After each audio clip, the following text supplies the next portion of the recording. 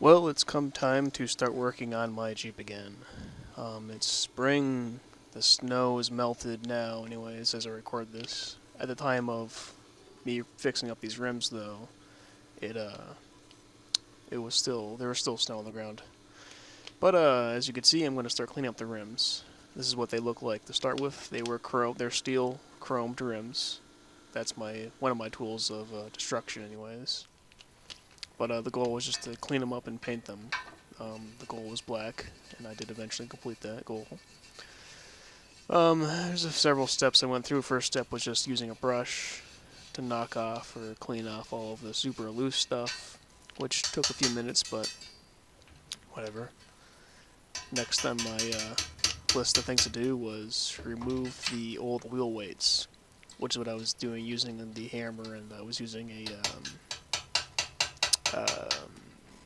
a chisel type of implementation, or maybe I should say implementation of destruction, or tool of destruction, I suppose is the correct word. Anyways, I eventually got the wheel weight off, which is what you just saw me pry off there with the pliers. And then I went to using the quarter drill there with a wire wheel, just scraping off all the rust. On the inside, technically, it was actually a lot of brake dust. Most of the rust was centered on the inside of the rim. The outside part of the rim was just a lot of brake dust. Technically, I should have been wearing a face mask, but sometimes you gotta live on the edge. Then, of course, on where the tire bead sits, I had to make sure that was as clean as possible to get a nice bead on there, or a seat for the tire when I get tires for these rims. And of course, the last step, and probably the most annoying step, was sanding the chrome down so it was dull and had a good chance of getting my primer to stick to it. This is my paint and primer that I decided to use. I went with, of course, Restoring Self-Etching Primer and then High Performance Enamel. Next up was prepping the axle to have the truss welded on top of it. And these are what the rims eventually came out to look like. At the time there were still two being painted, but those are the two that I finished first. This is the truss that's going to be welded on. That, of course, needs to be cleaned up as well, but that's taken care of later. The first step I needed to do was cut off the driver's side leaf block of the old leaf suspension that was on a Jeep Wagoneer where these axles came from. Needed to cut about 2 3/8 off. So next up is, of course, doing a lot of cutting, and there's a lot of cutting, a lot of cutting. Basically, what I'm doing here is removing part of the casing of the axle. Now, as I mentioned, it is with the block where the old leaf suspension was on a Jeep Wagoneer, and because I'm converting it to essentially a link suspension to match up to what a Jeep Cherokee XJ normally has, that obviously needs to go. So, of course, because you're cutting into the casing of the axle, it's really thick. So it took a lot of cutting and then a lot of hitting with a hammer. And of course, as you just saw, you want to make sure you measure 2, 3, 4 times, quadruple checking your measurements, because once you cut this off, you can't put it back. So you want to make sure that you have your measurements exactly. And I would not recommend following my cutting practices. I had some jaw strings that are dangling pretty low. Normally you'd want to keep those, somewhere safe, like, tie them up around your neck or down into your t-shirt's a good spot. But I'm a badass, so I live on the edge, I guess. As you can see, I had to make a bunch of crisscross cuts here and there and everywhere. When I originally made the one big cut all the way around and then the one horizontal cut into it, I had assumed that I can then take a cold chisel and a hammer and then just, sort of split it off of the axle tube. That turned out not to be true at all. I had to make all those crisscross cuts here, there, and everywhere, and then use the cold chisel and hammer to, knock little chunks off here and there and everywhere. Kind of like this right here.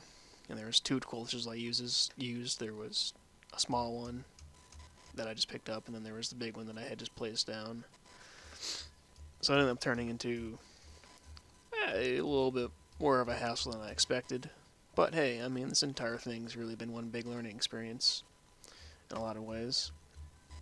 But every once in a while, there was a moment where the stars aligned or something like that, and I was able to get big chunks off. Like this one right here.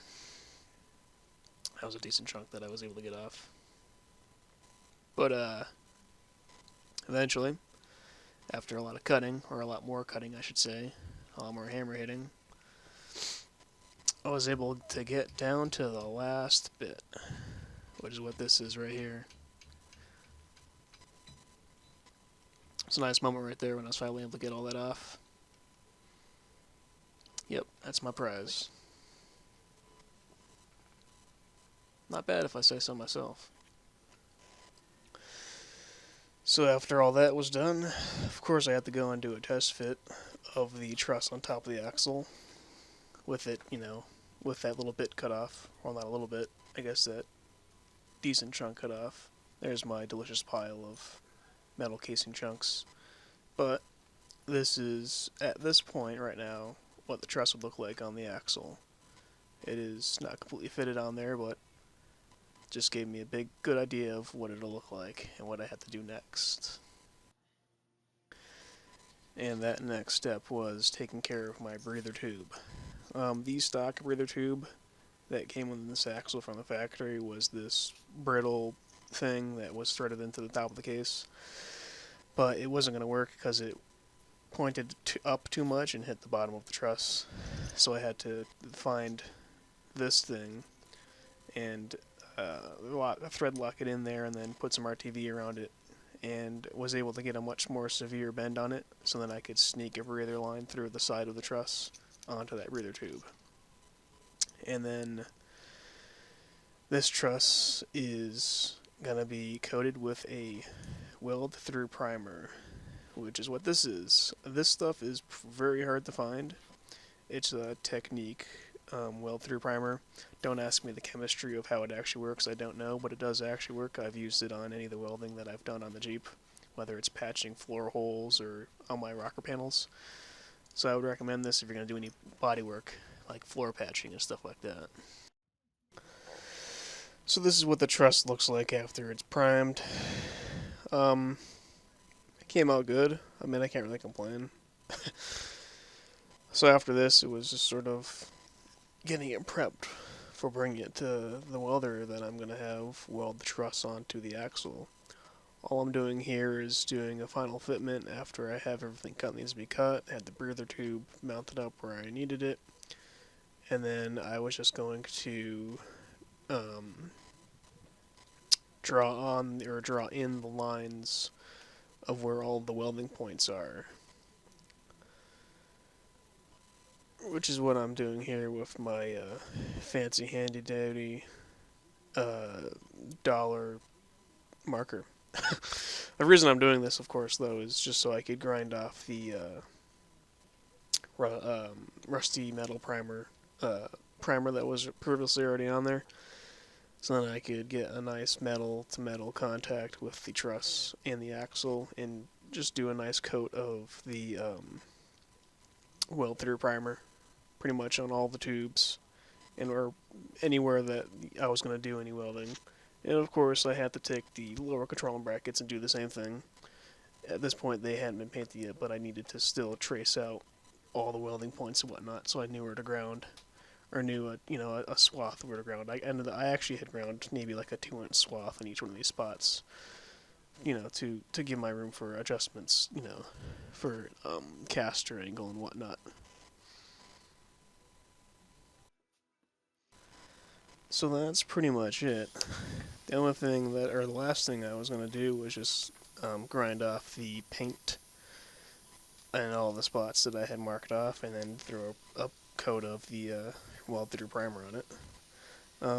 My original idea was to tack on the truss myself and line it up and put it in the correct spot according to the instructions.